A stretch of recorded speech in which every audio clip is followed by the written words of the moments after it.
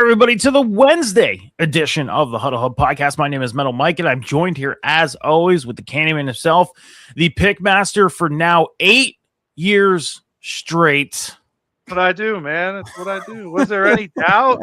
The Candyman, Johnny H. John, how you doing on this wonderful football Wednesday? Doing great, man. Doing great. How are you doing? I'm doing okay. As you know, I've been a little under the weather in a different type of way. No flu, no COVID, no nothing like that. It's just dehydration. I suffered a massive amount of dehydration the past couple days, and getting my bearings back, I'm not at 100%. I'll say that.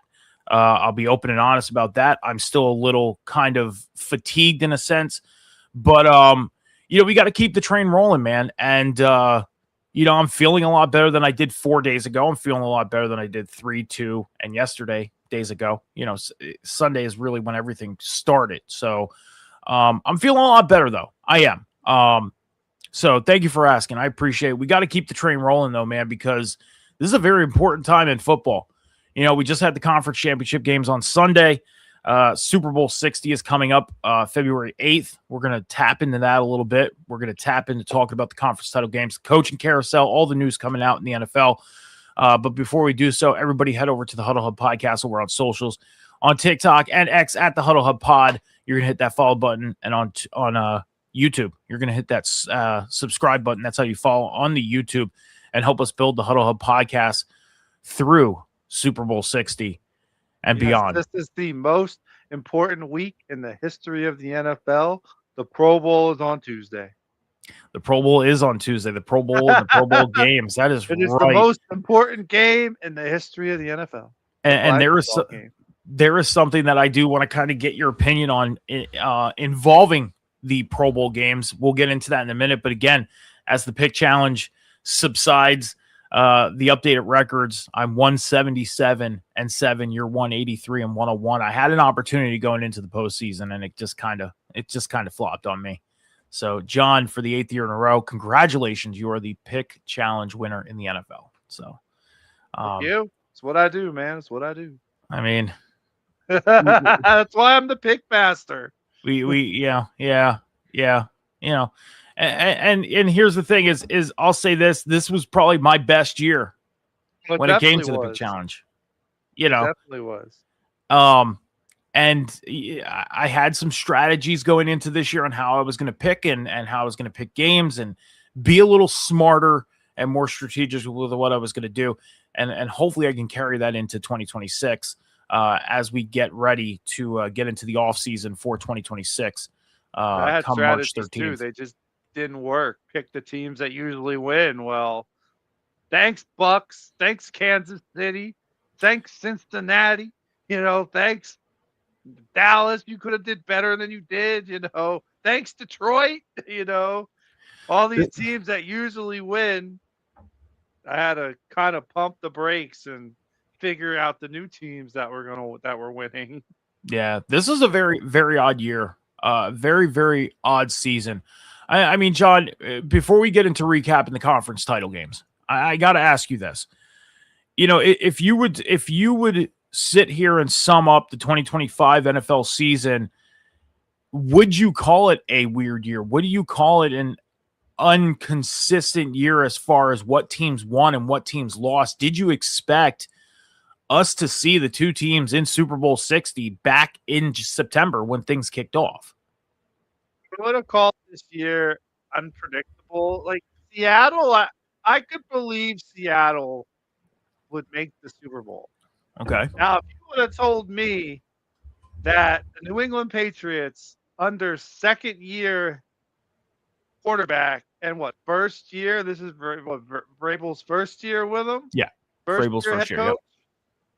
Would not only win the conference, not win the conference, win the East and make it to the Super Bowl. I don't know if I would have believed that. Just like if you would have told me the Broncos and Bo Nix would have made it all the way to the conference championship game against the Patriots, I would have been like, well, wait a minute. What happened to the Bills? What happened to the Chiefs? What happened to the Ravens? You know, where did these teams go? Yeah.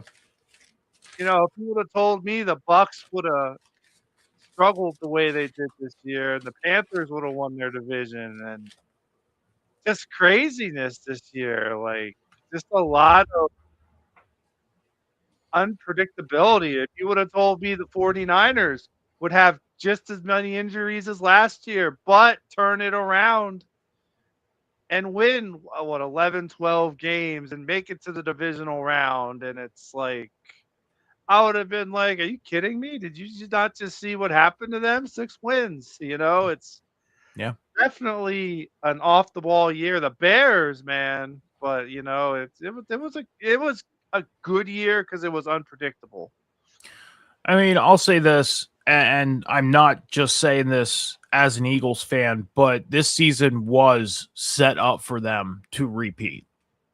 Is that a fair thing to say, even as just a football fan? This season was set up for them to run a repeat.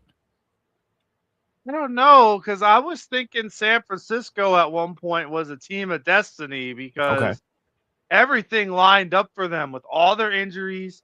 They get down to week 18.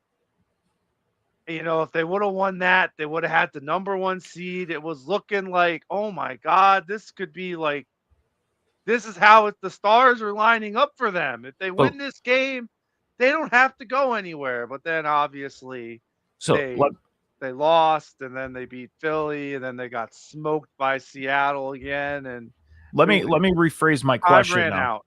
Let me rephrase my question. If you were to go back to September when the season kicked off, go back to May when the schedules came out, when the draft happened, when everything was setting up for the season to start. I'm not talking about the end of the season. I'm talking about going all the way back to the beginning. Is it fair to say that this season could have been set up for Philadelphia to repeat? Could have been. I mean, Okay.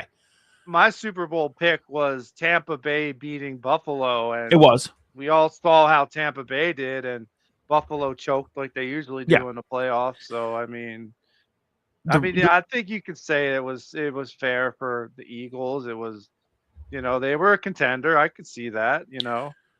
because the reason why I asked that, and again, I'm not just saying this as an Eagles fan, I'm saying this as a pure football fan, that when you look at how everybody's schedules were set up, the Patriots having the third easiest schedule percentage wise in the NFL, and that's proven statistical fact. The Patriots I had the know third easiest schedule in the NFL, and how they got to where they're at today, San going into the Fran Super going Bowl, into the season had the easiest schedule. I'm had not the sure where easiest. they fell Okay. with actually how it actually played out, but I get what you're saying. Philadelphia, I believe, had the fifth or sixth easiest schedule percentage wise going into this season, which means that sets them up to repeat. Okay. And then you go into this season looking at how teams are set up, how rosters are set up, and how schedules are. You're thinking, oh, there's no way the Patriots are going to win 10 games. There's no way the Broncos are going to win 11 games. There's no way the Chiefs are going to lose more than 6 games. You look at that stuff and you do your predictions. I mean, I damn near had the Chargers going 15-2 in my predictions. 15-2. I was high on the Chargers going into this year too, and then both their running backs got hurt, and it all kind of slowly fell Their apart whole for 'em. running back room went down I at one know. point. I I had the mean, Niners going 14-3 just because of their easy schedule. So I was only off, I think, by 2 games, I think.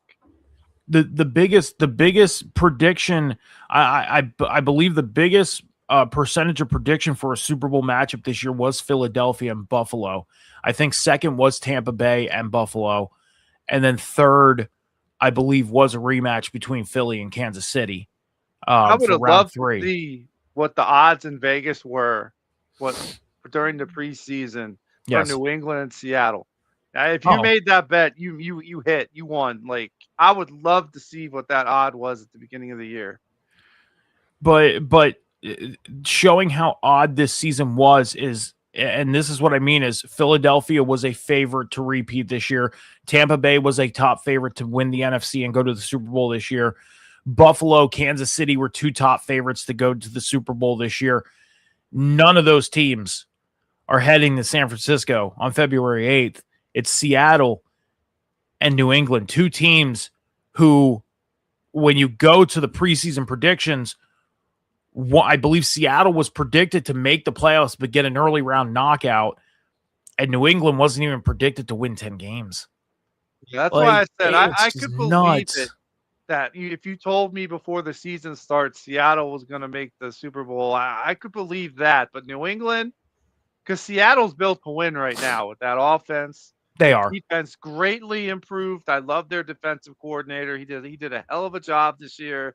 They're built to win, so that's why I could believe Seattle. But New England, very young team. Well, let's get into the conference championship games that just happened.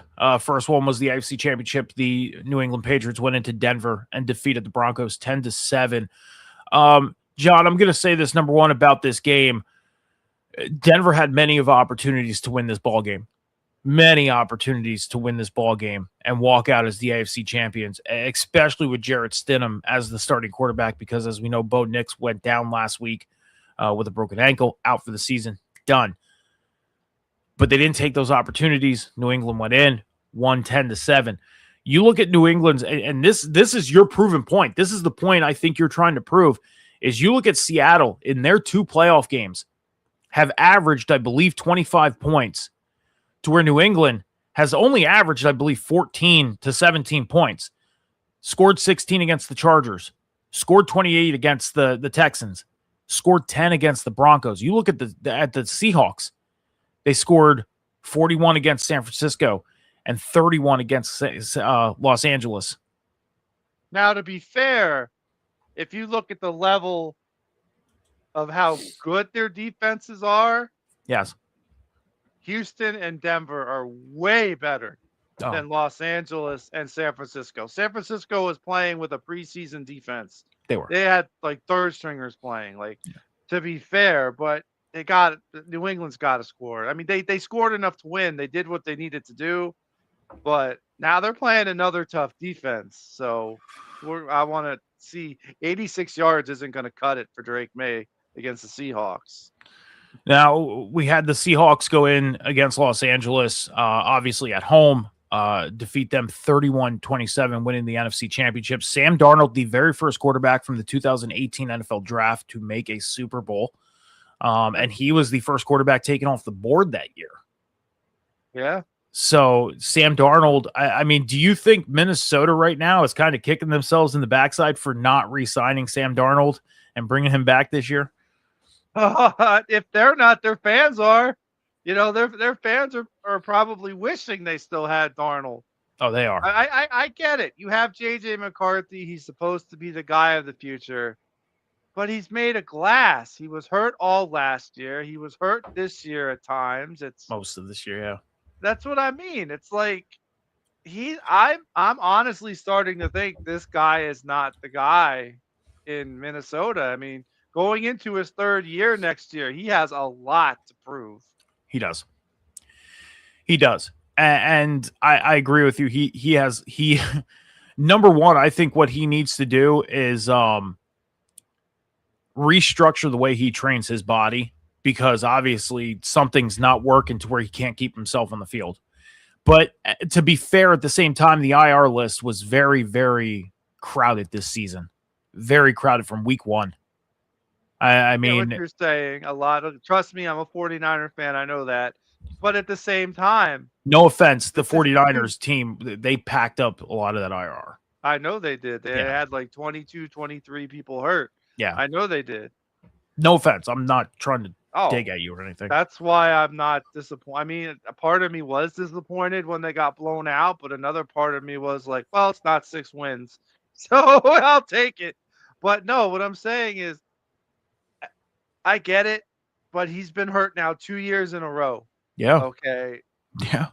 At some point, you have to, this is becoming a trend.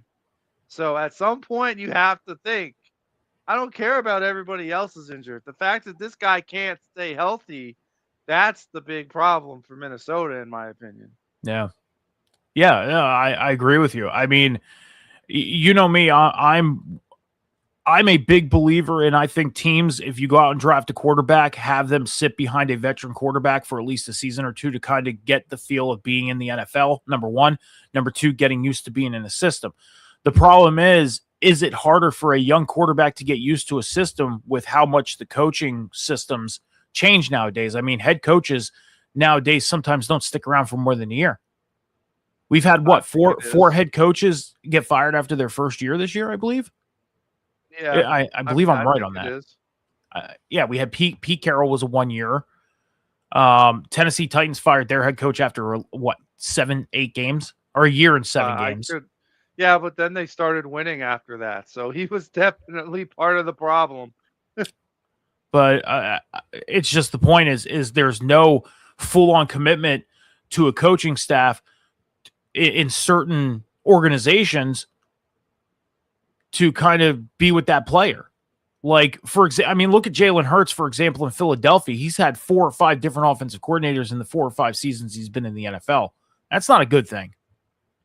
And I get it. Offensive coordinators, they go out and get head coaching jobs because they had a good year. You know, for example, Jonathan Gannon, offensive coordinator, took the Eagles to the Super Bowl against the Chiefs. They lost. He got the job out in Arizona, went to Arizona for 3 seasons, got canned. Now he's an offensive coordinator elsewhere. He's not a head coach no more. Yeah. Frank Reich went to the Colts. Frank Reich. Yes, exactly. But it happens in all these organizations. There's no full-on commitment anymore. That's why I sit here and say contracts don't matter. Contracts don't mean jack anything anymore. Because that's side by side. It's a side-by-side situation. You could sign a coach or a player for 3-4 years. They'd be gone after year 1. You know, I think what J.J. McCarthy needs to do, number one, is really figure out his training regimen, number one, to structure his body. That way he doesn't end up on IR. Number two, try and figure out how he can have a better relationship with his head coach opposed to his offensive coordinator. That way they could be on the same page opposed to a 1-2 year offensive coordinator, and then they're out the door. Because teams aren't sitting on rookie quarterbacks anymore. They're not bringing in veterans to lead the rookies no more. No, you get drafted in the first or second round. Guess what, buddy? You're day one. It's as simple as that. I think part of that reason is this isn't like the 90s where you had all these great Hall of Fame quarterbacks. I feel like now these veterans aren't as good as they used to be. They're not. That's fair. Like, you know, in the 90s, you had what? You had Marino, you had Favre, you had Kelly, you had Young, you had Montana, you had, my goodness, probably guys that Cunningham, you could set someone behind him, Aikman, you know, it was like, but nowadays it's like, do I really want to sit somebody behind Will Levis? Do I want to sit somebody behind Kirk Cousins? Joe Flacco. Look what he did. Yeah. Flacco. It's like, I get what you're saying. Do I want to sit somebody behind Tua? You know, it's like Kyler Murray. Exactly. Kyler Murray. Whichever one of the Browns quarterbacks is starting, you know. One of the 5, right? Yeah. It's like, I mean, granted, there are some teams you can do that with. The Rams could have done that if they really wanted to. I think Minnesota could have too if they would have committed to Sam Darnold. Just like New Orleans. Okay, do I really want to sit my rookie quarterback behind a guy who's just in his second year? It's like, that's what I mean. Yeah. The veterans aren't. It's not the quality of talent that they used to be. So that's why guys are they're getting thrown into the fire right away. Yeah. And Ben Roethlisberger said it best. I think Ben Roethlisberger said it best on his podcast. And I'm going to quote him here for a second. He had said something on his podcast this past week to where he said that he feels like teams should not pick a quarterback and try and build around the quarterback. They should try and build their team first and then bring a quarterback in. That way the team is ready. And Ben's a perfect example of that. Look at Pittsburgh in 2004 when he got drafted, how built that Pittsburgh team was. Plaxico Burress, Jerome Bettis, like that was a stacked team. Antonio Brown. Yep. Yeah. I mean, I that was agree. I mean, Antonio Brown came a little later because he Did he? was, yeah, he was like a 2000. I think he was a 2015, 2016 draftee. Yeah, yeah. Oh. Brown wasn't in the early 2000s. No. Oh, okay. It's been so Yeah, long but I ago. get what you're saying. Antonio Brown did play with Ben. I Yeah. get what you're saying. I get where you're going with that. But and that is a good example. So teams were built, and then if they lost somebody, for example, Plaxico Burress is out, bring Antonio in because Antonio had the talent. That way you're not missing that talent. You already have the quarterback in Ben who has 10, 11, 12, 13 years experience. You can keep your train rolling. Yeah. So I kind of agree with what Ben said. Build your team first and then bring in your quarterback. Like, look what San Francisco did out. They had Garoppolo, Yeah. they had Lance, Purdy falls in line, but the defense was already built. You already had Ayuk, you had Debo, you had Kittle, you had Yes. Juszczyk, you had an O line. Yes. Like you had a coach that is like the quarterback whisperer. Yes. And it's like he was set up to succeed, Brock Purdy. Now, why Garoppolo and Lance couldn't? That's just, I guess, their talent level. Yeah. But I know exactly what you mean because Brock Yeah. Purdy got thrown into a perfect situation He just like did. that. He did. And going back to the 90s talk, I think the best team that had the best situation with the quarterback to quarterback situation was San Francisco. You had Joe Montana starting, you had Steve Young sitting behind him. Steve Young took over once Montana was out, and they just kept rolling. They were the best Garcia situation in after the Young. 90s. Garcia was a Pro Bowl Dallas, too. quarterback. Yeah. Garcia after Young. And then Dallas had that situation as well with Aikman. Yeah. So, Aikman, so Romo, and then Dak. maybe some of these teams need to go back to those days to where they set themselves up and maybe build your Yeah. team before inserting your quarterback, and that way you have the success. Because look at Seattle, for example. They brought in Sam Darnold, but they also brought in Jackson Smith and Jigba. They had the running back room. They have Kenneth Walker and everything. Like Seattle is built. And they have Jalen Milroe there Yeah. learning. He's learning. Yeah. He's in the perfect situation. Mm-hmm. Yeah. Yeah. So I'm going to say this right now, John. I mean, hats off to the Patriots for getting to where they got. I agree, man. Regardless of whether they had the third easiest schedule or not, hats off to them for getting where they got. Seattle, congratulations for winning the NFC Championship. I mean, they steamrolled through the season. They had a great year. Be cheering for. Actually, no. I gotta cheer for Seattle because I Yeah. don't want New England to hit 7. So I gotta. The enemy of my enemy is my friend. I gotta cheer Yeah. for Seattle. I normally cheer for the NFC team. The only time I don't cheer for the NFC team is obviously if it's an NFC East team other than the Eagles.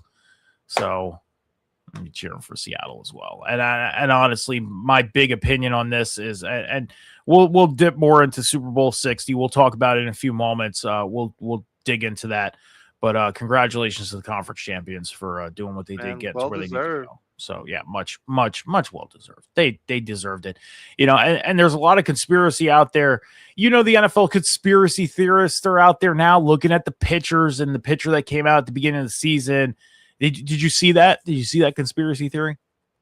I heard somebody on TikTok be like, "Oh, the NFL revealed their script by the Super Bowl logo again," and then I just swiped up. I'm like, the Super Bowl logo has like 7 different colors on it. Of course, the colors are gonna be there. I'm gonna see if I can find the picture, and if I can, I will point out what I'm actually talking about. Yeah, please do if you can. Yeah. That's what I'm doing right now. What I'm gonna be interested in during the Super Bowl is it's in Santa Clara. How I want to know. I want to see how badly the Seahawks get booed. I want to see. If they win the Super Bowl in the 49ers home, oh my goodness, I want to see them get booed out the building. Well, they are not the home team. New England is going to be the home team. It don't matter if you're the home team. You're playing. I get what you're saying. This is 49er country, and that's one of their big rivals. That's why I said I want to see them get booed out the building if they win.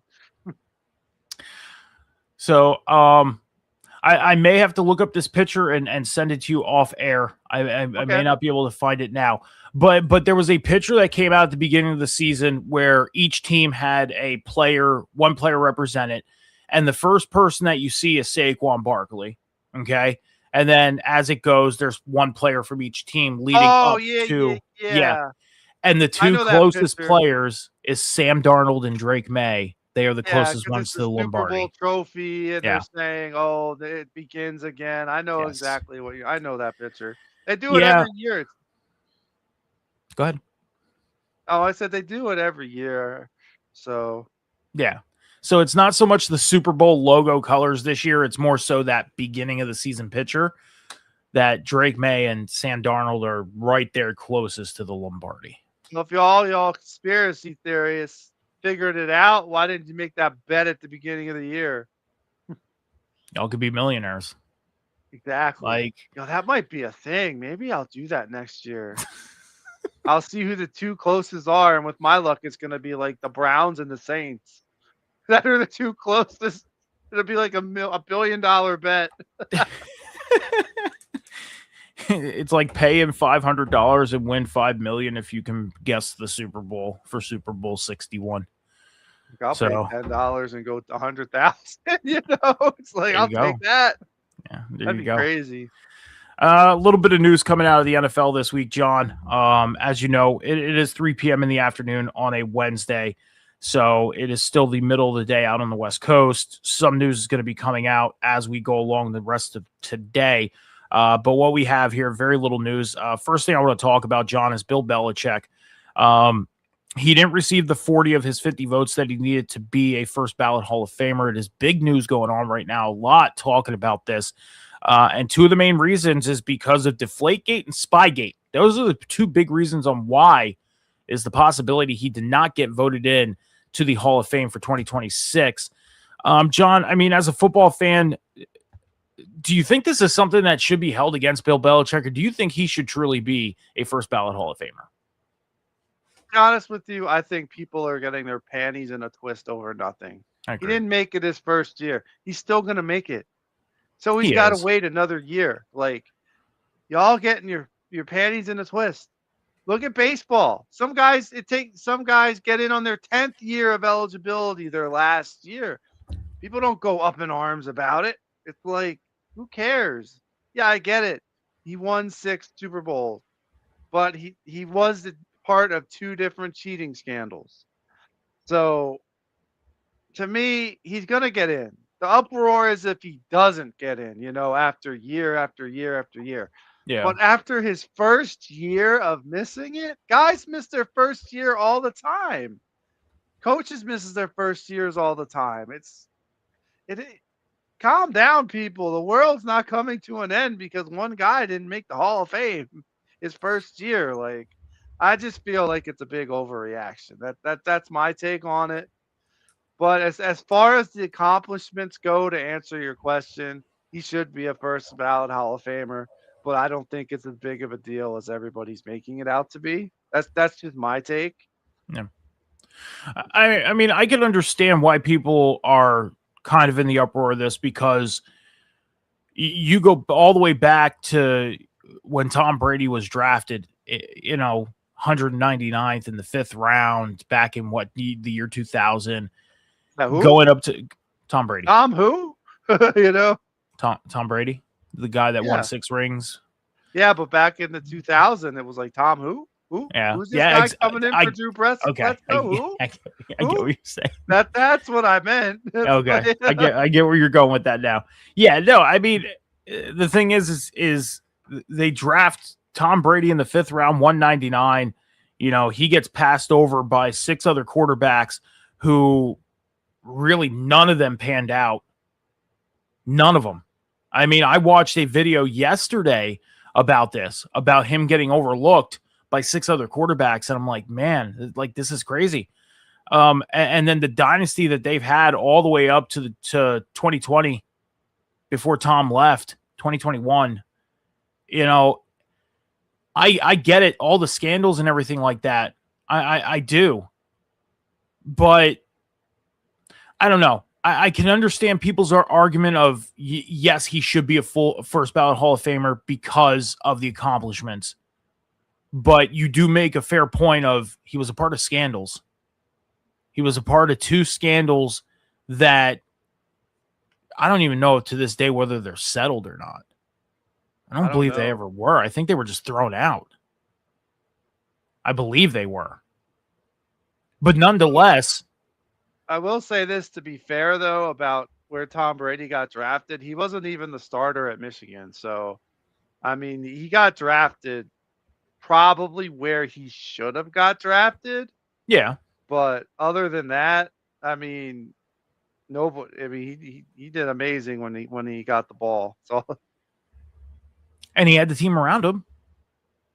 yeah, He had teams around him sometimes. And then there were some teams to where he didn't have teams around him and he was still successful. I know he was throwing passes to like Torrance Small and I forget the other guy the one year. Yeah. I mean, look what he did for Julian Edelman. I mean, Julian Edelman was basically out of the league and New England went out and picked him up and he made him a superstar. You know, but for the accomplishment things, I agree with that. He should be a first ballot Hall of Famer, but at the same time, with being a part of scandals, I mean, it's a 50-50 thing. I agree with you. He's still going to get in. There's no reason why he should not. But these scandals happened 20 years ago, 15 years ago, 17, 18 years ago. I mean, at some point, you got to sit and think too. Let it go. You know, not like that. Trust me. Being an Astros fan, people still throw 2017 at them. So people got to let it go sometimes, though, dude. That's the thing. I agree. They well, do. Now I'm looking at the 2000 draft class, and there were a couple good quarterbacks in there. So I like Chad Pennington. He was like the second longest lasting, I think. He lasted till I think 2010. Mark Bulger was good. Mark Bulger I was won't decent, say anything about Bulger. Yeah, he was pretty decent. He got the Rams to a Super Bowl. Yeah, he was drafted in the 6th round, 168. He was good for West Virginia back then. I believe Tom Brady's first Super Bowl win was against Mark Bulger. It might have been. I think it was. In the 01-02 season, I think it was. I think Mark Bulger was the quarterback at the time because Kurt Warner was not there anymore. But all the other quarterbacks on this list, not very good. But not very good at all. No. Tom Brady, obviously the most successful out of that class. But yeah. I mean, I agree with you. Belichick's gonna get in. I mean, you kind of opened up my eyes a little bit because I was kind of like, why the hell did he not? And I get it. You're trying to argue the fact of Spygate and Deflategate and all this stuff. But at times, you got to let it go. I even replied to one of your comments. I'm like, you're going to get in. Yeah. It doesn't matter if it's this year or not. He's still going to get in. He's not banned. He's not Pete Rose. No, he's going to get in. You know, it's only a matter of time. You're right. You're right. And I am kind of intrigued to see when Tom Brady's first ballot, because I believe Tom is going to be eligible in 2028. I believe he'll get in hands down. He'll get in. He should be first ballot. Oh, he's 7 Super Bowl, 2 different teams. Yeah. Yeah, he's definitely going to get in. But do you think Deflate and Spygate are going to kind of haunt him a little bit? No, because I feel like that Super Bowl with Tampa Bay kind of took people's minds off of that. Okay. I can agree with that. I can. Okay. But you have that against you.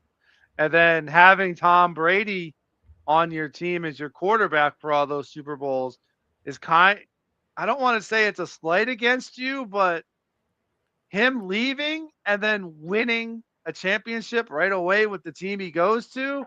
Year one, yeah. Kind of a slight against you a little bit, because now it's like maybe you won those all because of Brady. But even though that's not the case.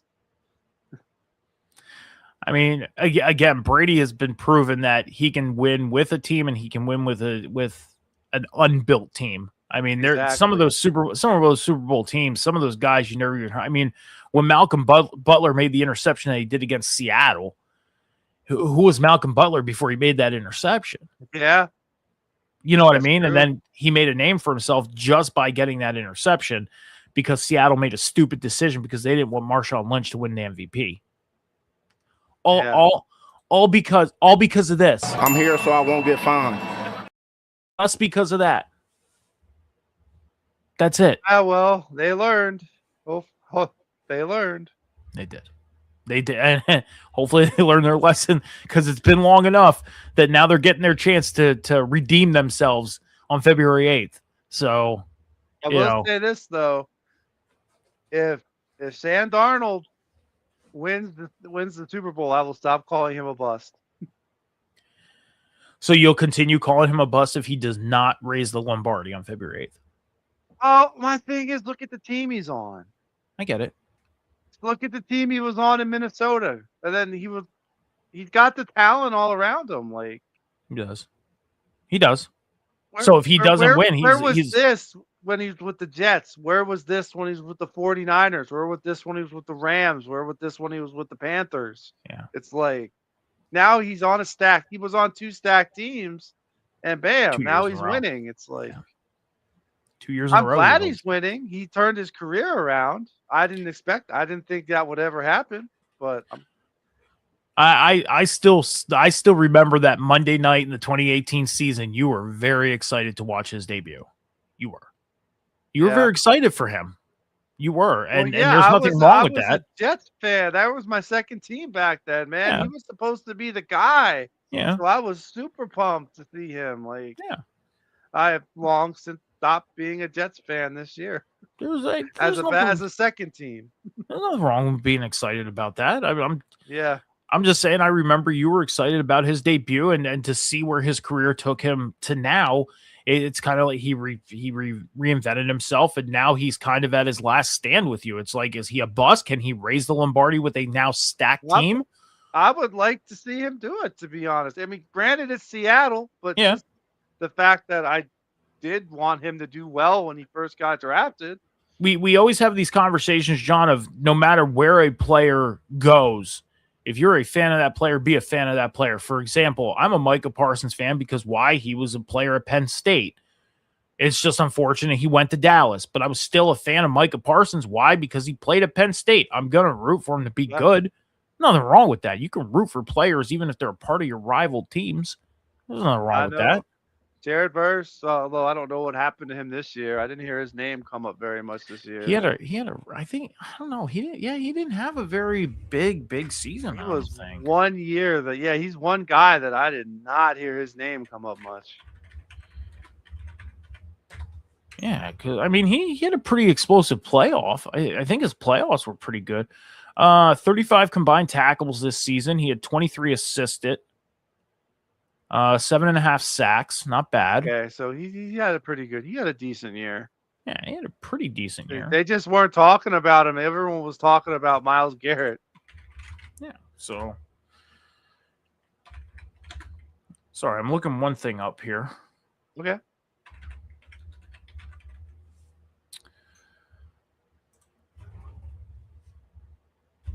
I was looking up a statistic, and for some reason the statistics didn't want to come up for me, but okay.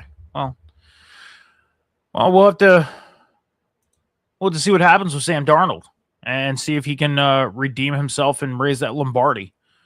John, the finalist for the MVP award has come out. Something that we could talk about real quick. Here are the 5 finalists. Josh Allen, Buffalo Bills quarterback. Trevor Lawrence, Jacksonville Jaguars quarterback. Drake May, New England Patriots quarterback. Matthew Stafford, Los Angeles Rams quarterback, and Christian McCaffrey, 49ers running back. John, I mean, you look at these finalist lists. I mean, who realistically do you think is going to be the MVP this year? Out of that list? Can you say that list one more time? So Josh Allen's going for his second straight. You got Trevor Lawrence, Drake May, Matthew Stafford, Christian McCaffrey. I said it during our Huddies, and Which one of those players is in the Super Bowl right now trying to lead his team to a victory? Drake May. So which one of those teams, if you take Drake May, if he would have got hurt week 3 or 4, would the Patriots still be there right now? Would they be? I don't think so. Granted, I'm not sure. I think Jacoby Brissett is their backup now again. I'm not 100% sure, but I gotta give it to Drake. I gotta give it to May. He's the only one of those 4 that made it to the Super Bowl. So I'm still holding strong with Drake May as my candidate. Okay. Yeah, I mean, part of me is still sticking with Stafford. I'm not going to be surprised if Josh Allen gets it again. I'm not going to be surprised. I don't think he should get it. If Stafford should get it over Allen. I mean, I think Stafford and Drake May are the 2 that should be closest to it. If I had to pick one, let's just say this: it would not surprise me if Allen got it, but Stafford and Drake May are my 2 top finalists. But one person that I think could be deserving of it is Christian McCaffrey. Bottom line. I think he wins Offensive Player of the Year. Yeah, I don't think. I mean, if you look, I'm looking at the stats right now. I mean, Allen wasn't even in the top 10 for passing yards. He was number 11. So, I mean, where was he on passing touchdowns? He was 9th on passing touchdowns. I don't think that this is an MVP year for him. I really don't. I mean, 5th for quarterback rating. But I think it has to go to either Stafford or May. And I think, to be honest with you, May just coming out of nowhere, doing it his 2nd year, I think he kind of, like I said, I think he kind of overshadows Stafford, the long journeyman. I mean, they both had great stats, both had great years, a great year this year. But like I said, I'm still going with May. Okay. Yeah, I mean, the Offensive Player of the Year candidates are Drake May, Christian McCaffrey, Puka Nacua, Bijan Robinson, and Jackson Smith and Jigba. I would not have a problem with Jackson Smith Majigma. I was going to say JSN probably. Yep, or Puka Nacua getting it over Christian McCaffrey, because they both had over 1,700 passing yards. I mean, receiving yards. So I would not have a problem with that. But I just think all-purpose yards, McCaffrey's got them beat on touchdowns, all-purpose touchdowns, all-purpose yards. I think it has to go to McCaffrey. Okay. Well, we will definitely have to see who wins MVP and who wins Offensive Player of the Year and everything. The NFL Honors Awards will be on Thursday, February 5th. It will air at 9 p.m. Eastern Standard Time from the Palace of Fine Arts in San Francisco, California. I still plan on doing something for the NFL Honors, like a watch along or something. I think the location will be on TikTok, but I know TikTok is having a little bit of streaming issues right now.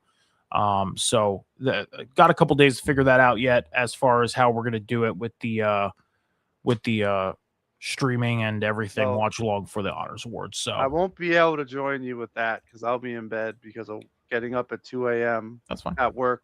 So I won't be able to join you for that one. That's fine. Like I said, details will be figured out. I will make the announcement on X as far as as far as all the details for the NFL Honors. John, Todd Munkins, former offensive coordinator of the Ravens, he was announced as the new Browns head coach today. I mean, the head coaching carousel, John, is starting to shape out. John Harbaugh's the New York Giants, Kevin Stefanski for the Atlanta Falcons, Jeff Hafley for the Miami Dolphins, Robert Saleh is the new head coach out in Tennessee for the Titans. Joe Brady was announced as the Buffalo Bills' new head coach. He got bumped up from offensive coordinator to head coach. And then Mike McCarthy was announced as the Pittsburgh Steelers' new head coach yesterday. The 2 open vacancies right now are the Arizona Cardinals and the Las Vegas Raiders. Now, John, the team that was getting declined the most was the Cleveland Browns. Like all their interviewees were like, now I'm going to back out. Now I'm going to back out. Now they finally land somebody to be their head coach. I mean, is this a good direction for Cleveland, or do you think this is just another fill-in until they figure out what they're going to do with their organization? Because I said it last week. I think their defense is ready to go, but their offense needs a lot of configurations. Do you think that this is just a Band-Aid? You said he was the Ravens offensive coordinator? The Ravens offensive coordinator, yep. I think this is a Band-Aid. Like when I read that, I was like, who? Who is this guy? That's like going after Davis Webb, like the passing coach, for Denver. I know some teams are interviewing him, and I was like, what? I think it's just a Band-Aid. There's a lot. I think a lot of people didn't want to deal with the Shador circus and all that. I think that had a lot to do with it. Granted, the kid showed flashes. He showed how good he could be at times. He showed how bad he could be at times. He played like a true rookie. Excuse me. But there has to be a better candidate than him. I mean, I don't know. I think it's a Band-Aid. I really do. I don't think it's going to make much of a difference. I can agree with you on that. I think it is a Band-Aid. I think what this team needs to do first is, like I get it. You got to get your head coach in there before you get to the NFL draft because you want to make sure you're drafting the team that the head coach wants. But I was having this conversation with Cam off air that sometimes rosters don't matter for head coaches. A lot of decisions are made by the general manager and the owner on who they want to bring in. And Cleveland is a perfect example. Kevin Stefanski wanted nothing to do with Deshaun Watson. Nothing to do with Deshaun Watson. And what they do, they went out and got him. Yeah. So we see organizations go out and make these decisions. But to be fair, though, that's what the GM's supposed to do. Bring in the players that he thinks is going to help the team. Like, the coach doesn't sign people. That's all the GM. Like, to be fair, I feel like that's what the owner and the GM should be doing. Now, an owner should not be a GM, like a Jerry Jones, basically, to let the GM do his job. But I feel like the head coach should have some input there. I agree. I think the head coach should have some type of say, like, hey, if I don't feel like I'm going to be successful with this quarterback, then that's that. These were the details of that Browns-Texans trade back in 2022. The Browns received Deshaun Watson and a 2024 sixth-round pick, and the Texans got a 2022 first-round pick, a 2022 fourth-round pick, a 2023 first-round pick, a 2023 third-round pick, a 2024 first-round pick, and a 2024 fourth-round pick. So the Texans got stacked up on draft picks for that Deshaun Watson. They did. They did. Yeah. They did. Because where's Deshaun Watson now? Like, he's cleared. He's ready to come back. He's still a Brown. The question is he still the Browns quarterback? Because he's still on the roster. I know. Yep. I don't think he can be. I really don't. I don't either. I don't either. I think Cleveland needs to cut their losses. If you want any of these rookies to succeed, whether it's Gabriel or Sanders, you don't put Watson back in when they both were controlling the offense at one point this year. They both started like 7 games or something. And it's like you got to give them the reps and you got to pick one. That's like saying, Judkins, oh, you tore it up. Well, we're going to go with Jerome Ford again. Yeah. He's going to be our guy. You can't. That's going to hurt their development. It can't be Watson. It can't be. Either Sanders starts with Gabriel backing him or Gabriel starts with Sanders backing him, one or the other. Personally, I think it should be Sanders. And I was a big Gabriel fan when he was in Oregon. But he played the ball too safe. It doesn't seem like he was willing to throw the deep ball, like he trusted his receivers with the deep ball. Where Sanders, he would let that ball fly. He would take off and run. I feel like Sanders actually did more for that offense than Gabriel did. That's why I'm saying Sanders should be the starter going into next year. Yeah, I mean, if you look at the difference between Shedeur Sanders and Dylan Gabriel, the way their play styles were, I mean, Dylan Gabriel was afraid to take chances. I know he played it too safe. He did. And Shedeur was like, you know what? I'm going to throw the ball downfield, hope one of my guys catches it, and that's that. If it don't, I make the mistake. He ended with what? Seven touchdowns, 10 interceptions, about 1,500 yards passing in what, 4 games? So what? Something like that. I thought he started about the same as Gabriel did. And now he's getting criticized because there's other quarterbacks that should be considered to go to the Pro Bowl games, but he got considered for it. And a lot of people agree with. Well, a lot of people are thinking that the NFL is trying to set him up for failure. That I don't agree with. Shedeur started 8 games, or Shedeur played 8 games, and Gabriel played 10 games. I knew that the split was close. Yeah. And Shedeur won more games than Gabriel. He may have. I believe. I think he won the last 3, I think. Because they went 5-12. Touchdowns. Yeah, I think you're right. Yeah. They both had 7 touchdowns, but Gabriel had 2 interceptions, whereas Shedeur had 10. So I mean, I still think Shedeur. I think I have to jump on the Shedeur bandwagon with you, I think Shedor's. Well, no, I'm jumping on your Shedeur bandwagon.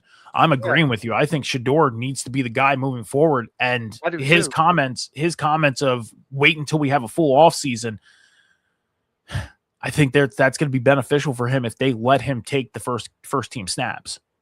The biggest difference between Shedeur and Gabriel, Shedeur Sanders 175 yards per game. Yeah. Dylan Gabriel 93.7. Too many short passes. Yeah. That's not going to get you to come back. That's the stat right there that tells you the difference between them. Yep. That's why Sanders should be playing. The offense was more efficient with him. Yeah.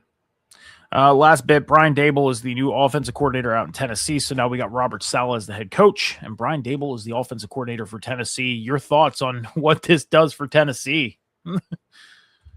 Know if it does anything for Tennessee. We all saw what Robert Saleh could do with the Jets.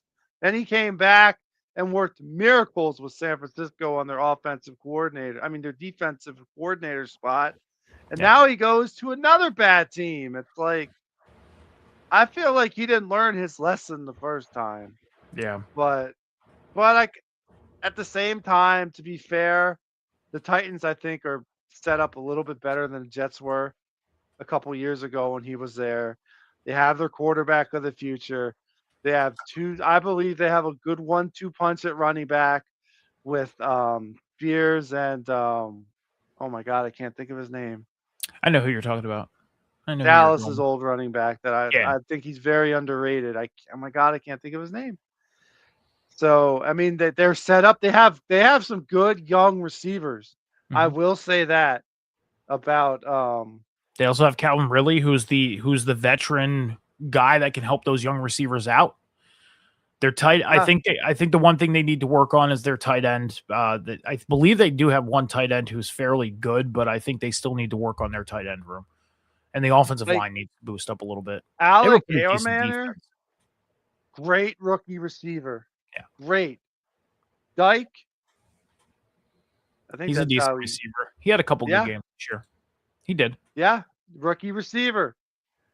So they have a good young offense, but my thing is Okonkwo, I feel like his best years are past. They do need to get a solid tight end in there. Yeah.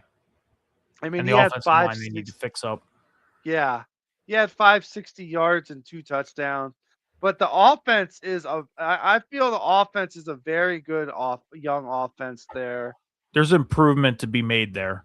There's improvement to be made, and there's improvement that they can grab if they take it.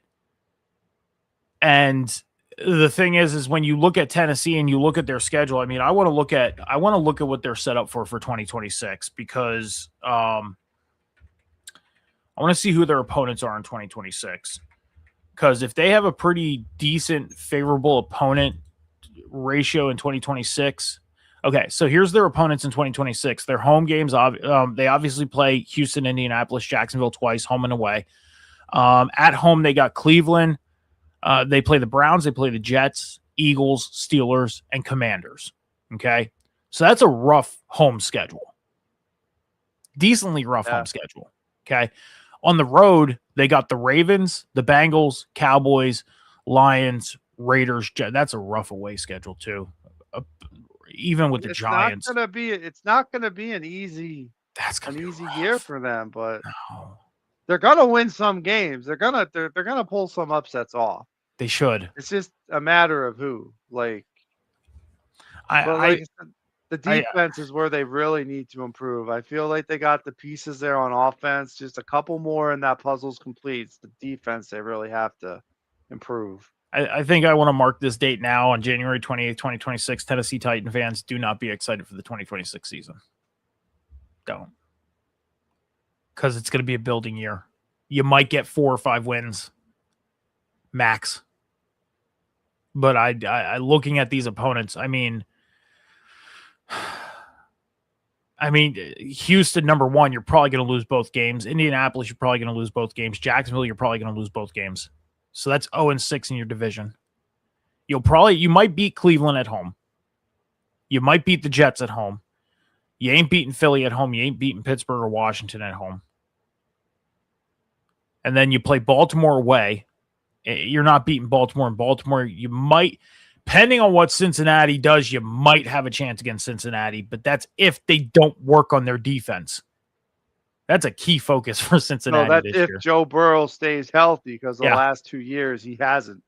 That's the big if for Cincinnati. I could see Dallas having a little bit more improvement in 2026. Tony Pollard, that's the guy's name. Tony Pollard. Okay. Yeah. I knew it would come to me. Going on the road to Detroit's going to be rough. Going to Vegas might not be too hard, but then going to New York against the Giants, the way the Giants are looking, if they can build off what they were able to accomplish scheme-wise and everything this year, and if I'm going to say this right now, I think it's a good thing for John Harbaugh coming in for the Giants. Do I see them being contenders in year 1? I don't. Do I see them winning at least 7 games? Yes. Great thing for him. Is that fair? Is that fair to say though? It's fair. 7 wins. I think that's fair. Okay. All that offense needs is to secure that O line up and get a solid number 2 receiver from draft Lemon, the USC receiver. If I was a Giants, I'm drafting him. And then he'd be a great compliment for, oh my God, I can't think of his. I'm bad with names tonight. It's okay. He was a rookie last year and he got hurt this year early on. Who's he play for again? The Giants, their number 1 receiver. Malik Neighbors. Yes, thank you. Neighbors. Thank you. Yeah. But if we jump back to the Titans, the biggest thing I'm going to watch with them this year, I want to see if Cam Ward progresses. He did not have a bad rookie year. He didn't. 3,100 passing yards, 15 touchdowns, 7 interceptions. I mean, that's not bad. Pretty standard rookie year. Yeah. Yeah. I mean, I want to see where he goes with this now that he has 1 full year, because that's going to be a lot that determines too if they win some of these games they're not supposed to, as if Ward does take that next step. I was very skeptical on Cam Ward because of the team that he was on. I wasn't skeptical of his gameplay. I liked him coming out of college. So, I mean, I wanted to see. I was intrigued when the Titans drafted him. Yeah. Because it's going to be an uphill battle, but he didn't do bad this year. He seems very invested to be in Tennessee, which is a good thing. That's what they need. They need a guy to be invested. They do. And he seems very invested, which is a good thing. You need to keep him happy. Yeah. Keep him happy, and maybe he can be your rare case of building around him. Like you just went over the receiving core, you went over the running back room. They need to build on the offensive line, and they need to boost up probably their lineback. I mean, their linebacking core is not bad. Their defensive back core, I think their defensive line is where they need to I think the trenches is where they really need to restructure themselves. And Tennessee in the next 2 years, maybe 2027, they'll get back to being on pace to being a playoff contender. Maybe. I'll say this. If I'm the GM for Tennessee, I don't think this would happen. But during free agency, if the Cardinals let go of Kyler Murray, get Think him about it. to be your backup. Think about it. Because what's that? I said think about it. Yeah, think about it. I'm agreeing with you. Because you look at the quarterbacks they have, Will Levis and Brandon Allen. Yeah. I feel like Kyler Murray's days of being a starter are done. He had a run with the Cardinals. It didn't go out. It wasn't special. I say give him a chance to go with Tennessee. Let him back up Cam Ward. If the rookie struggles, the rookie gets hurt, maybe throw him in. You know, he could keep you competitive in games. At this point, I feel like Cam Ward's on the same level as Kyler Murray because I've called him a bust since he got drafted. I'm not a Kyler Murray fan, but that's the guy I would go after to be my backup if I was the Tennessee Titans. I think there's only two opportunities for Kyler Murray to have one last shot at being a starter, and that's either in Vegas or Cleveland. And I think Cleveland has made their should make their pure choice of Shador. So I think Vegas might be his last stand. But now Vegas, with having that number one pick, Mendoza's going to be their guy. Mendoza's going to be their guy. In my opinion, his only spot of being a starter is either going to be the Dolphins, Minnesota, or the Jets. Minnesota, maybe as a backup at first, and then maybe as McCarthy insurance, but I wouldn't trust him. Okay. Well, we'll definitely go ahead. No, I was going to say I wouldn't trust him. Well, John, we have a pretty big offseason ahead of us here on the Huddle Hub podcast. A lot of offseason stuff to cover. We have free agency coming up on March 13th, which is going to be huge. Stuff we're going to be covering. We're going to be covering the draft. We're going to be doing our mock drafts. We got a couple shows that we're talking about in the works for stuff we were talking about one today about what we are possibly going to be doing. So we got a lot of stuff, and a lot of this stuff we're going to be talking about through the offseason. So we got a lot of time to kind of put this stuff together and really discuss this stuff. I agree. A lot of time to do it. So, stay tuned here on the Huddle Hub podcast because we got a lot of stuff coming to you guys here on the off season. And don't be discouraged by the schedule either. I mean, John's schedules, his schedule, he's still getting configured with his schedule. I'm still getting configured with mine. The Wednesday show fell the way it did because of my schedule today. But we'll be back on track soon enough. And go to X over on the Huddle Hub podcast, over at the Huddle Pod on X. And that's where announcements are made for shows. On TikTok at the Huddle Hub Pod as well. You can check out videos that are posted almost daily. And same on YouTube at the Huddle Hub Pod. You're going to hit the subscribe button. That's how you follow on YouTube. Make sure you're hitting the follow button on the Twitch channel. And you can see when we go live as well. If you do not have X and you cannot follow on X, you'll see the notification go off and you'll see when we go live here on the Huddle Hub podcast. Again, our schedules are just a little wonky because, personal schedules and everything like that, but we figure it out. And we're here. And that's all there is to it. So, John, I didn't know if you wanted to talk about the college football schedules that were released today or not. Did you want to cover that today or did you not want to cover that today? Did you want to get out of here? Or I think we should just do that as its own show. Okay. Instead of like after the season's over, and because that period of time between the Super Bowl and the start of the new year, we have a lot of time. Where it's because free agency hasn't kicked up yet, as there's really not a lot to talk about. I figure that'd be a good time. Okay. Throwing that with maybe like the UFL. Sounds good. And we got the UFL kicking off in about, I believe, a month. At least a month from now, I believe. March. Yeah. Let's see when the UFL kicks off. UFL kickoff. UFL kickoff 2026. March 27th. So we got 2 months from yesterday. So we got a lot of time. Yeah, so We got a lot of time. All right. I figure the college football, if we want to break down team schedules, then that would be a good time to do it. Sounds good. Sounds good. Well, then in that case, that's it. Great show today. Fun show. Great. A Very great fun. discussion. I mean, I'm sure we could do this for 2 hours, but 3 hours, but we got a whole off season to do this. So we don't have to do everything today. So with that being said, John, your socials on the bottom. Again, I know your schedule is a little jam-packed right now. You got things going on. Do you have anything going on social media that you want to let the people know today? Or do you just want to let people know to go follow you? What do you got going on? Well, I'm kind of narrowing the process. I'm kind of narrowing the games I'm going to start streaming again. I have a couple down that I'm narrowing it to.